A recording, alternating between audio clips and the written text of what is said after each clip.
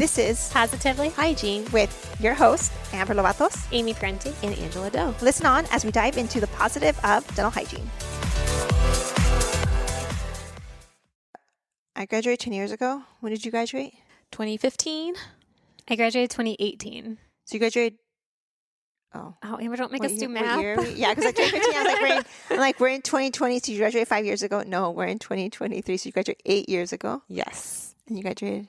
5. No, I was 5. Oh, 5 years ago. Yes. Yeah, I can't believe it's been 10 years. So we were talking about like our different hygiene school experiences. Because Amber and I went to the same school. We went to the same school. Different years. But my mind is so fuzzy. And Amy like knew everything. She remembered everything from school. It's because for her, it's only been 5 years. Yes. Which makes me even more appreciative to do this episode because I feel like it's like a time capsule now. I get to if I ever want to remember what clinic was like. Speaking of time capsules, when I was in hygiene school, we moved from one dental school to another dental school. Same school, but we changed buildings, like to a brand new building. And so they did a time capsule from like stuff from the old building, and the students all could put something into the time capsule. Oh, that's cool. That's cool. And so I remember I was just like, okay, I'm going to put something in. And I just like scribbled something like crazy. I was just like, I'm in op whatever, like cubicle, whatever in the clinic room. I'm dating Lauren Wynn. I'm a second year hygienist. I don't even know what I wrote. And it probably had like my parents' old address and stuff. So it'd be interesting. I don't remember like all the things, but I thought that was like a cool thing we did in hygiene school. That is cool. Yeah. I got the new school, so I didn't get to do the time capsule thing. But Amy, yeah, you're now not considered like a new grad. Well, I just say that because like every time there's like new grad applications or awards, it's always like under 5 years. And I think to be an educator, I think you have to be 5 years at least, or a lot of the schools are like that's their 5. Other side note is, did you know that CODA is now requiring a bachelor's degree to teach a dental hygiene school, even if it's clinical? So before, you just needed to have a degree higher. A degree higher. But if you taught clinical, so I taught in a bachelor's program and I only had a bachelor's, it was okay. And so same thing for an associate's program. If you had an associate's, but you were teaching like clinical and you were an adjunct, it was okay if you only had an associate's. And not just only, but if you had an associate's. But now it's a minimum requirement of a bachelor's, even if you're teaching clinical. Interesting. Part-time. Yeah.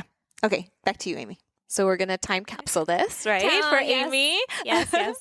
And talk about our different rotations we had in school. Because now like I work in pedo, Amber does public health, you work in general. It's like we're sort of in our own little worlds. But in hygiene school, we had a full spectrum of experiences. And I don't think when I was going into hygiene school, I don't think I knew that. I think you obviously know you're going to see patients. I never really put thought into how I was going to come into contact with those patients. I think what's interesting that you told us is that you didn't have your own clinic. We didn't. So my school was a community college. We partnered with UConn, who has a school of dentistry program, but we actually didn't go because the dental students would use their operatory. So we never saw the dental students at all. We were put with the ortho residents. So we would see our patients. So we had to find our own patients. Yes, just like every other program. But we would do that at the ortho clinic at UConn. After the ortho residents had left for the day, we would use a clinic at night. Interesting. To see like our friends and family. And that's when we would see, like that was our home clinic. Yeah. But it was limited because we were using it on the off hours from the ortho residents. Yeah. So not the same thing. But when Hurricane Harvey happened here and Lone Star College, I don't know if you heard about this, you weren't around that time. No. We had a big hurricane where a huge part of Houston flooded. One of the dental hygiene schools flooded, like loops, instruments, everything gone. And like faculty's diplomas, like everything. So they were trying to find a solution for these students because there's hygiene students, it was in September. So hygiene school was already going on. And one of the like initial thoughts was that they would come and be at UT where I was teaching. And that's a far commute. It's a far commute for them. They ended up doing like portable clinics, but yeah, same concept where they would like borrow our chairs. They wouldn't be part of our school at all. So wouldn't be included like in our like rotations, but they would be using like the chairs or like the clinics. And yeah, that's interesting. Did you still feel part of the school? The UConn school? No, because it wasn't on UConn's campus. It was like UConn's medical hospital, Oh, you know? okay. So it was just like the ortho clinic was there and it was like a portion of the hospital. How far was the commute from like your actual hygiene school campus to the hospital? Probably 15 minutes. Well, that's not bad. It was close. Well, in Connecticut, it's like,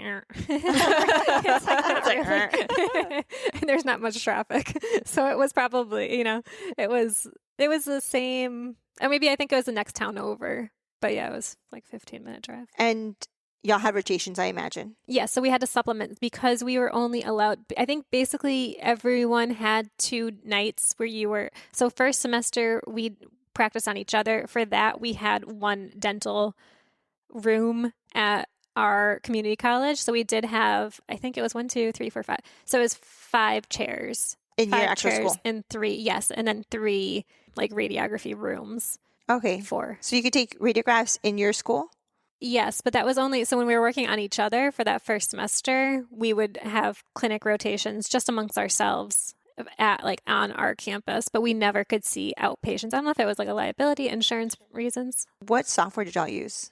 I don't remember. You don't remember? Oh, okay. No, okay. what's the one? Axiom? We use Axiom. Yeah, that's what we used. Oh, okay. First semester, I mean, it was really, that's when we were just introducing instruments Yeah. to each other. It wasn't much of anything. It was just patient. I just wondered if there was us. like a system because well, with Axiom, you can access your charts off campus. Oh, yeah. Did y'all do that? Oh, we did that.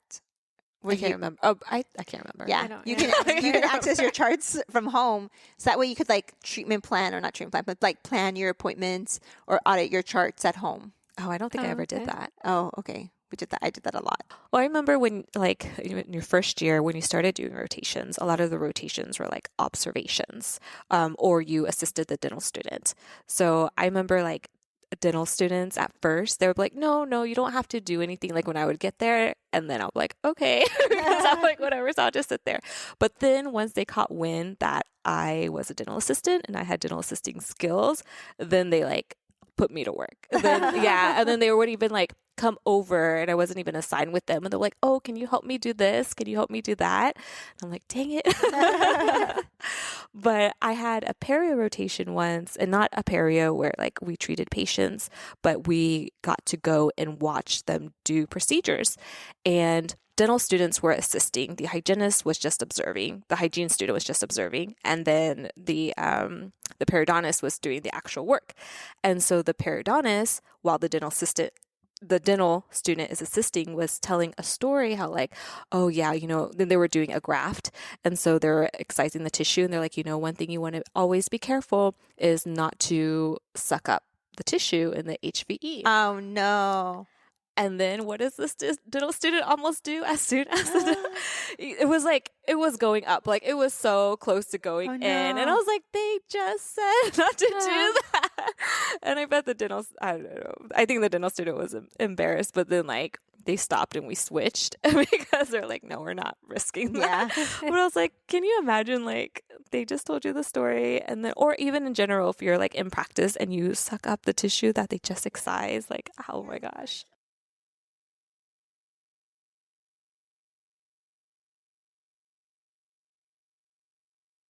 Oh my gosh. Oh, I have like phantom pain, or not really, but you know how like if I see they're cutting the tissue, I'm like, oh, like I'm feeling it in my tissue. But that was fun because you got to see something. Did y'all have any like perio rotations or perio type? No, we had something towards the end. I think it was final semester. They asked us to pick a specialty and to go shadow them for a day. And I picked perio just because I feel of all the specialties, that's the one that's like hand in hand with ours the most. Yeah. It's like basically the next step of what we do. I chose to do that one, and the dude was crazy. It's funny. I chose running all over. to do like a general practice one, and I didn't end up in a general practice. What was your favorite rotation you had? There was like different ones for different reasons. So we went to prisons. That's cool. A couple, yeah, and I was so intimidated in the beginning, and then even when I was there, because I mean, obviously, it's an actual prison, and I've never, Been in one. I mean, this might shock some people, but I've never been in prison, so I know. So I've never gone to one. I've never So even driving into the parking lot was intimidating. Walking into the building was intimidating. And then, they had to audit all of our instruments that we were bringing in. So they had to count like everything. Then we had to drop off our licenses. You go into a room, that room locks behind you. And that's something I think of this now in terms of ever working in a prison. It takes 20 minutes just to get into the building, because there's so much security measures. You walk into a room, the door shuts behind you before the one in front of you can open. When it does open, you're in another cage. Someone has to come unlock that just to make sure, in case there was an inmate that was free in the hallway, you're locked in a cage, So once that's cleared, then you move on, you get to the clinic. It's government funded, so there was no electronic charting. Everything was on paper charts. You have to go down to the medical records room, grab the patients that you want to see for the day.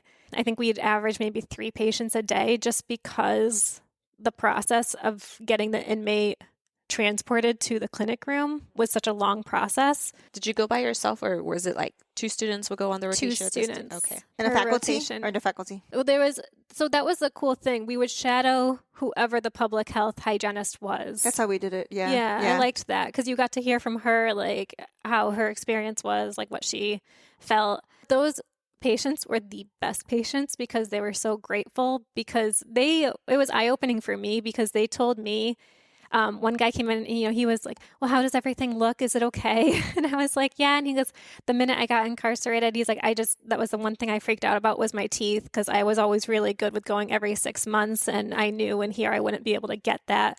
He said from the day I got here, I signed up for a dental cleaning on day 1. He goes, because they sign up for whoever wants it. They put their name on a list and then it goes in order. They just give care down the list. But for some patients, it takes up to 3 years before they can get seen. One of my really good friends, Maxine, who I wrote my book with, she worked in a prison here in Houston. Yeah. She loved it. She said it was amazing. The process of getting in to be an employee there was a really long time. And one of the interesting things that they do is they check your credit score. Yeah? Yeah. And if your credit score can go down because it's a federal job, you could be fired for that. I feel like I like that idea. It's interesting. And she said the patients obviously were really good because it's a privilege to get dental care. Yeah. And so they wouldn't get in trouble or act out because they want to get care. But they take their phones away. You're not allowed in with your phones. Right. That was the other thing. Yes. If I could do a whole thing without my phone. They took my phone. Or just email, man. Or the environment, because I know for me, there's no windows, there's no color, everything was just gray and dark and fluorescent lighting. She did tell me she loved all the systems in place. So they had great systems for infection control and just everything. There was just lots of order. What was your favorite rotation? The VA. Same. So the veterans, yeah. Even though, I'm in pedo now, right? Complete opposite. It was my favorite because I felt like the patients, they lived a life. They were such characters. But I think what also made it, how you said, the person basically working there, the hygienist working there was your lead. They were great hygienists that were at the VA. Shout out to Nancy. Yeah, shout out to Nancy. And I think, oh my gosh, I feel bad. Only because we still know Nancy now. But I think I can't remember the other hygienist's name. I'm not sure. But they're both really great. They were both very caring and teaching us and giving us a lot of grace. And so smart, because our patients were super medically complex patients. Yes. Because with veterans, in order for them to get care, veterans, you have to be almost 100% disabled, I think, in order to qualify for dental. Their percentage wise of how disabled you are, and the more disabled you are, then the more things you qualify for. And so they were you had to be pretty complex to qualify. And they would look at that, 20 medications. Yep, that looks good. That's fine. I'm like, yeah, I know. And then you'll get the patient and you'll be like, oh, you have an hour, but they have 4 teeth. I'm like, oh, okay. Yeah. There was one patient where it was I know it's not good for them to have, but it was cool because I haven't seen it before, but it was an over erupted molar. And then they had a hole straight through their molar. Of course, there's reasons why, and that's not good for them to have, but it was just that's not something you would typically see. So I really enjoyed the patients there, and I learned some tricks too, things that we brought back to clinic and even that I use now, and some of the materials we use that help in clinic. I really learned a lot there. I thought you were going to say your favorite clinic was Fort Bend Clinic because that's where you met me. Oh, and then my friend worked there too. Shout out to Hater. Tatiana. Oh man. No, we didn't have that rotation though. Oh, you didn't have that rotation? No, we I didn't did. have that rotation. I went to observe you there. Yes. Yeah, but so we had no. county clinics. So those were great but they were in different parts of the city. So we had like the Greens Point Clinic, which is North Houston. Then we had Fort Bend, which is like Southwest Houston. And then we had like Pasadena Clinic, which was Southeast Houston. If you know anything about Houston, that's like an hour plus commute in each That's direction. like a different state. Yeah, I mean, It's seriously. like New England. Yeah. Like you went from Vermont to Connecticut. So cool because each one was like a little bit different. Like some saw like a mix of people, some saw just children, but the drives were pretty crazy. So you might know the more inside information. So I'm hearing you guys talk about it too. I know for us that we were told years before us they went to an HIV clinic, and stuff, but we didn't get that rotation. I think they had gone to VA hospitals as well, but we didn't get that rotation. What deciphers what year do schools have to apply? Yeah, so places I'll tell you every as an year? educator and then somebody who has worked in public health, what is hard sometimes is, so for like the VA was the amount of paperwork. The VA just got tired of doing the paperwork for the students. And so the manpower that they took okay. to get the students approved. And so that's why they stopped. Nonprofits where we're at, what sometimes is tough is the school will want to send a bunch of KIT students. And then we also, the thing is, it depends on the practice because some will be like, oh, I'm still expecting to see my patient load now plus your patient load. And I have to check your patient. That's a lot. And if I have two of you, so it's all of my patients plus all of yours and help you check out, it ends up being like a lot. So they would add the students' workload on additional to the public health hygienist's own workload? Because when we would go on rotations, Or the dentists, yeah. the hygienist would just oversee us. Yeah, so it depends. Wow. And then, that's so then tough. it has to at least be even. So Yeah. what is the benefit of me having these students here? If me having these two students here is now going to allow us to see more patients, or are we seeing less patients because you're slower? And then to make up for those less patients, and then I also having to see my own patients. And so then is that just too much work for me? Does it just make more sense to just see my normal 8 patients instead of you seeing 3, the other one seeing 3, and me seeing 2? And then, it becomes a whole thing. So Interesting. part of that is, and I've heard the same thing from doctors who feel like the liability is increased because Or having a now student. I have this student and the liability of the student. It's just like an additional duty for those of us who are working and seeing our patients. So sometimes that can be tough. There's also the cost of having 3 providers. So we're seeing the same amount of patients. Maybe in between the 3 of us, we'll see 8 patients, right? The 2 students and me. But we're using like more gloves, right? Because each of us is going to help each other clean, right? And We're using supplies. more gowns, more masks. There is more supplies. And so when I was a director of a nonprofit, I started having students asking the schools like, okay, for each student that comes, I need a box of gloves for those students. That's a lot to consider. It is a Yeah, lot to it is. consider. Yeah, I'm almost like really grateful now that I had the VA rotation, and that I'm sure the hygienist had to do some. Sometimes sometimes it is beneficial. Like when we're doing like school events and you need like those additional hands, that's nice. But sometimes it's like, okay, now I gotta find something for you to do. It's like one more thing for me. I know we had like assistant students, and I don't know. I was taught in schools that you always assume that gloves are dirty. And so having the assistant walking around and coming to and being like with their gloves from another op, and they're like looking through doors trying to find something, and I'm like, did you just like contaminate my room? I just like these are the things that you wouldn't have to like worry about. Maybe I shouldn't care about those things, but we had like students who like didn't know how to work our certain equipment because the equipment that they're used to at school is different than ours, and then the equipment breaks, and It comes down to time and money. Yeah. A lot of it. it is unfortunately, it but is time and money, and especially with nonprofits, we're trying to see as many patients, help as many patients, but we're also tight on funds. It's interesting too, Angela. You say that the hygienist that you worked with at the VA hospital is what really made you enjoy that rotation. I had a similar experience. We had some place called CVH. It was Connecticut Valley Hospital, and we saw 3 different kinds of patients. There were psychiatric patients, there was substance abuse, and there was whiting forensics, which are patients who claimed clinically insane. So they, instead of being put in a Prison. in prison, they would be at the hospital alongside the other patients there. So the public health hygienist that works there, her name Kathleen Langlis, is phenomenal. Like absolutely, I feel she was designed for that role. And she's like, so we wouldn't see a lot of the psychiatric patients that need like higher levels of care, just as students. But she would tell us stories of like what she dealt with. And there was a story that she told us where a patient came in and was saying, the voices in my head told me that you're here to hurt me today. Oh my. And then so Kathy sat down with her and was like, I am here because I am meant to be a part of your story.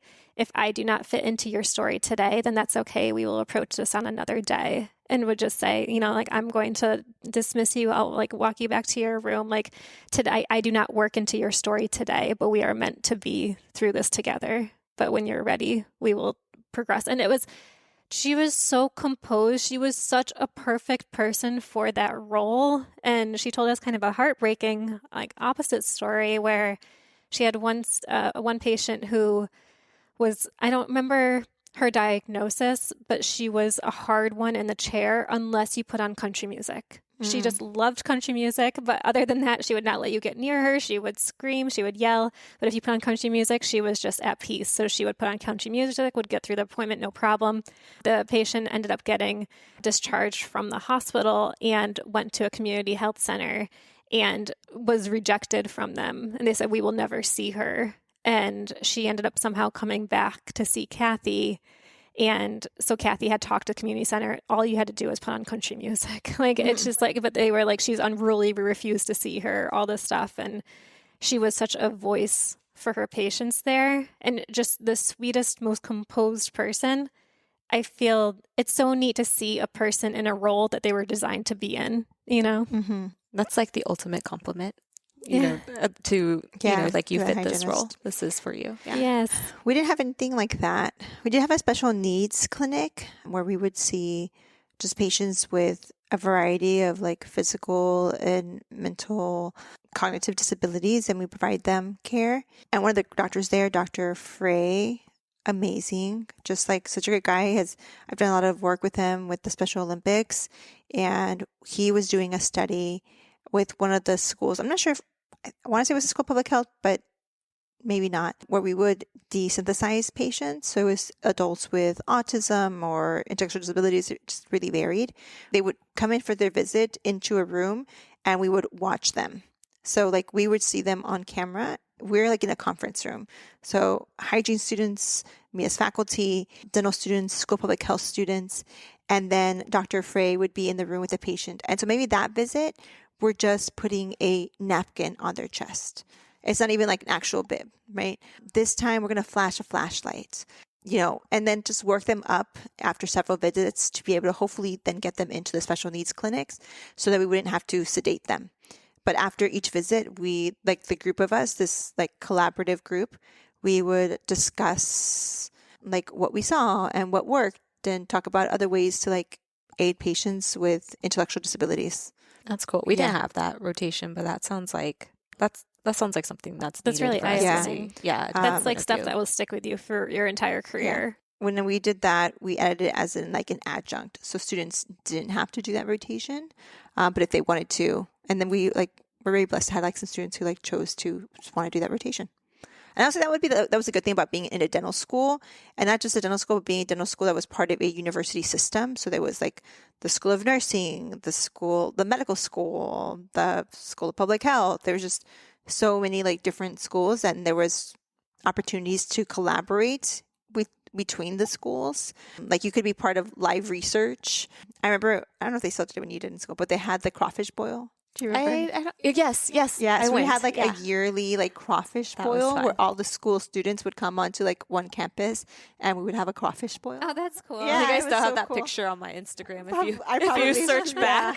Yeah, but opportunities to like get to know people. And it's funny, actually, one of the nurses who I met when I was in hygiene school, I went to a party for my husband's family and he was there. Oh, I don't know.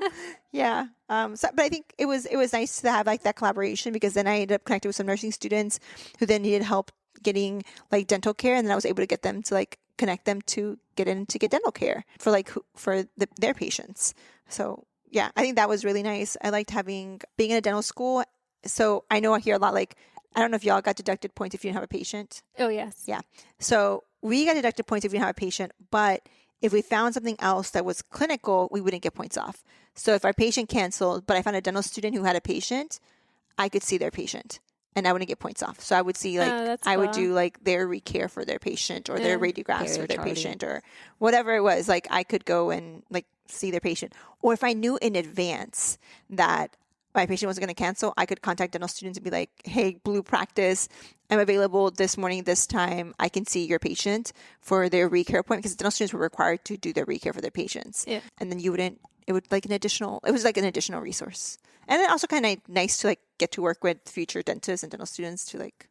That was cool. Because our whole program, I didn't see a dentist once. Like I don't. That's crazy. Yeah. It was just kind of, so then when I got out into the real world, I actually, full disclosure, I didn't know that dentists knew how to do a prophy until 2 years ago. When I first graduated, my first job, I was like, this is awesome. This chick has no idea what I'm doing. Like if I like accidentally miss anything, like she's not going to know.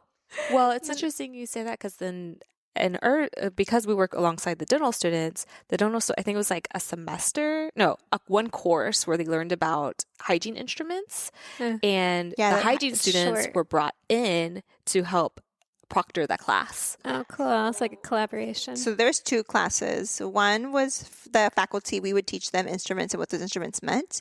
And then we had another one where like the hygiene students came in and helped us. My husband's school, though, where he went to dental school, they had a dental hygienist who her job was to check the scalings of the dental students. So she was the one who would teach them. Yeah. And she was hard, apparently. Well, I used to remember like this one dental student, she was asking me how to hold an instrument. So I told her, and she's like questioning me. And I'm like, if you're going to question me, then go ask the teacher. Like she kept like fighting against me. And I'm like, I've been doing this. Like, I know what I'm telling you. But if you want to question me, then go ask the teacher. Like if you don't believe me, that's fine. Sometimes I would definitely like wouldn't take it seriously. Yes. Like, and then so the just teacher, like this one thing, right? Yeah. Like, no.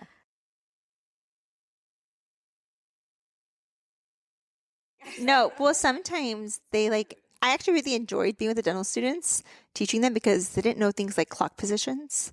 And then I'd be like, no, like you sit here and then you sit here, and they'd be like, oh, thank you.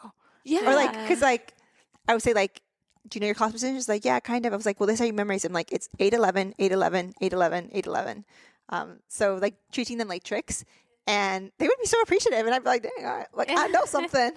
Yeah, no, there's definitely like very nice dental students. But that one, I was just like, oh, I remember. I remember that incident. I will remember. 9 years later. Did you have pediatric rotations? We did. We saw, so we did some in the schools. So we would go in. There was a high school one that we'd actually go to where we were like a traveling hygienist, we'd bring in all of our dental equipment, like the chair and everything. Like we would bring that stuff in and call people down for prophies. There's a couple schools that actually have a dental clinic adjunct next to like the nurse's room. Okay. So those schools, usually inner city schools, would have that, and it would just be like a straight up dental clinic with like x-rays and everything. Yeah. Were there. So we did that, and we'd call down students during classes for prophies and sealants and fluoride. So that was cool. But we did one that was at the Children's Hospital that we would see children that had like rare conditions. It was really neat. So we'd work with the hygienists that worked there, and we would get the patient's diagnoses like the day before. So we would be able to research. Oh, okay. Because they were like, rare conditions. And I just remember one time there was a patient who I saw that was kind of spur of the moment. So I didn't get a chance to research her condition, but it was what's called Beckenwith syndrome. Okay. So it's BWS. And essentially what it is the child's tongue grows at an alarming rate, and it just continuously grows and grows and grows. And what ends up happening is it leaves the patient with a depressed midface. So they almost take on like a Down syndrome appearance. And the tongue is just very long. A lot of times they'll have surgeries to try to correct it and reduce the tongue size. And I saw this girl, and she was just so sweet, and she didn't talk at all. But, the entire time I was sitting there with her, and I was, like, your hair is so pretty. And I was like, wow, I was like, it's so nice. And then I was telling her and explaining to her everything I was going to do. And I was, telling her, I'm like, I want you to be my boss. If you're feeling any way and you want me to stop, you tell me. Like, you're the boss. You tell me when we're going to stop. Like, this is your appointment. Okay, and I was talking to her. I wasn't really talking to the mom as much as I was talking to her. And we went through the entire appointment, and it was so nice. And I really didn't think anything of it. And at the end, the mom was tearing up, and I asked her, I was like, okay, I'm like, well, do you think, is she okay? Like I was so confused, like why she was crying. And she was like, you're the first clinician to ever talk to her. She's like, a lot of like the doctors she sees, everyone thinks that she can't understand them because she looks like she has Down syndrome, that she can't talk back, or that she can't comprehend that she's cognitively with her condition. She's 100% there. She's shy because of her self-esteem. So she doesn't really talk, but she can hear, process everything 100%. And I was just like, wow, like that, to have that experience in hygiene school, which like you were saying, like is an experience I'm not traditionally going to get in the real world.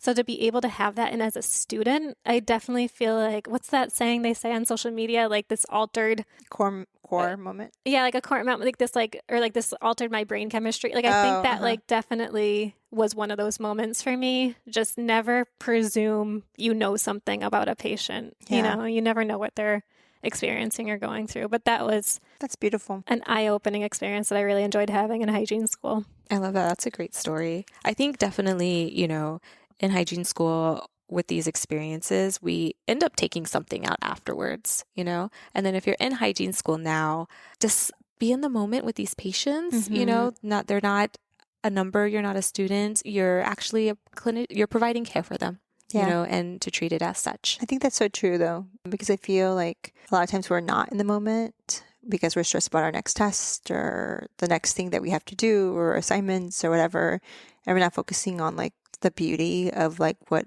we're getting. We're the blessing to be in a program in dental hygiene school, right? Like living for those moments and living for those patients because they are people too. Any other cool experiences? We did a dental van. We did nursing homes. We added nursing homes. How was your experience with that? I didn't do a nursing home. We added it when I was a faculty member. We added nursing homes. I did the same as Angela. We did like a project in a nursing home, but my memory is so vague. Like I that would have been 11, 12 years ago for me. That project was the worst. Was it? It was really hard to get into the nursing home. Like the process of getting into the nursing home was hard. So my partner and I, Tracy, we found a nursing home, and that wasn't an issue getting in, but it was so hard to talk to the staff there and get them to understand what we're doing, because I guess I can understand from their viewpoint that they're trying to get their work done. They're not wanting to deal with the students or dealing with someone coming in with a project. So we had a faculty resistant. member who went to the nursing homes with the students, Dr. Margot. So there Malcher. wasn't like an on-site hygienist or dentist there. The nursing homes we went to, there was someone that was working at the nursing home already as a hygienist.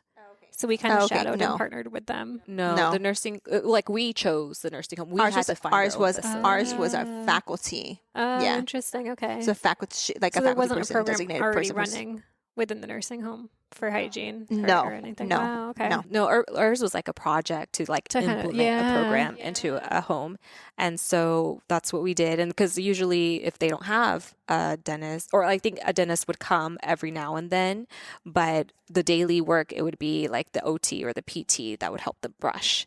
And so then or a staff member. So it was like having to teach them that.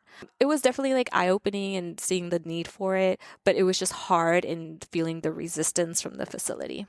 Our nursing homes that we went to, there was like a public health hygienist working there that would call down patients as needed. Like it was kind of similar to the prison. Like they had like just a list of who needed cleanings and they just would go grab them from their room. Obviously just less security. The nursing home rotation was actually the first place I ever realized that you could scale on someone that's sleeping. Kind of like fall asleep while you were there, and as long as they were snoring, like it was just kind of. We have a friend, Carly. She calls it her denture adventure because she is a dental hygienist who works in nursing homes.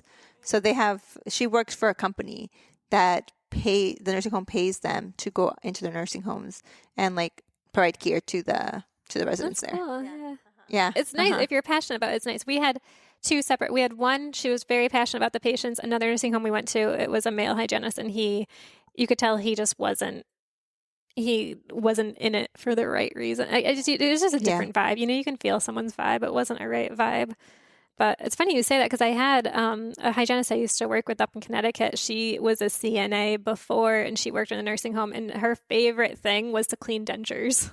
And that's how she discovered she would love hygiene. So she actually ended up, she was in college working as a CNA, and everyone would have her do the dentures because she loved cleaning them. And then they were like, you should do this as a living. And then she was like, because they offer dental hygiene at her university. So then she applied to the program. Oh, I see. Yeah. I loved learning about Amy's experience and all the cool rotations she had. And looking back, now we always have this in our time capsule memory of what we did in school. But I'd like to hear from listeners if you have like a unique dental hygiene experience. I'd love to learn about it. It's always nice to hear how different programs do different things. Yeah. And if you're in the midst of it, we send you all the best vibes. We promise it'll be worth it. All right. We'll see y'all next week. Thank you for listening to Positively Hygiene. Join us every Tuesday for a new episode. Don't forget to follow us on Instagram for the opportunity for how you can contribute to our podcast. And follow and review Positively Hygiene on Apple and Spotify podcast.